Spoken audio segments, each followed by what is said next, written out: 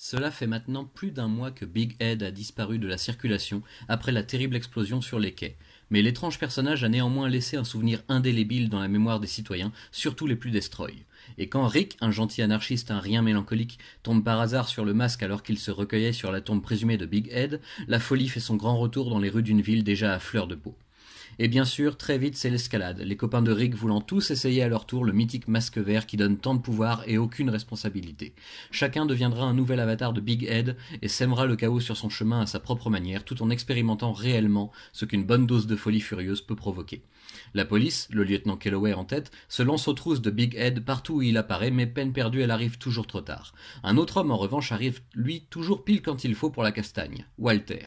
Le colosse est bel et bien vivant lui aussi malgré les impressionnantes blessures reçues durant le grand final explosif, et apparemment il a très envie de reprendre le combat là où il s'était arrêté, qu'importe les destructions causées sur son passage.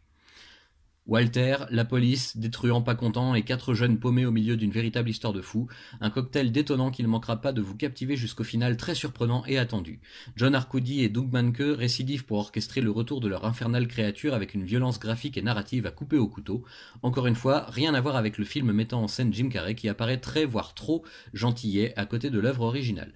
Ces 5 nouveaux épisodes parus en 1995 nous offrent donc une fois de plus l'occasion de plonger dans la folie et la dépravation, ainsi et surtout que de retrouver des personnages désormais familiers aux côtés de novices qui ne tarderont pas à faire l'amère expérience de la vie.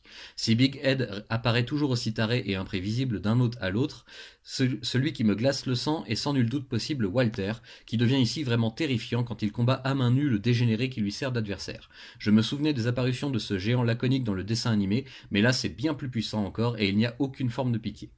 Merci aux éditions Delirium de nous offrir cette chance d'enfin lire du The Mask en version française et de qualité. Cet album-ci est certes moins épais que le premier qui contenait 2 histoires complètes contre une seule ici, mais niveau adrénaline on en a largement pour son argent. Je vous conseille cette lecture et je vous invite à encourager vous aussi Delirium pour qu'il poursuive ce travail d'édition fantastique qui nous permet de découvrir de vrais classiques de l'underground indépendant.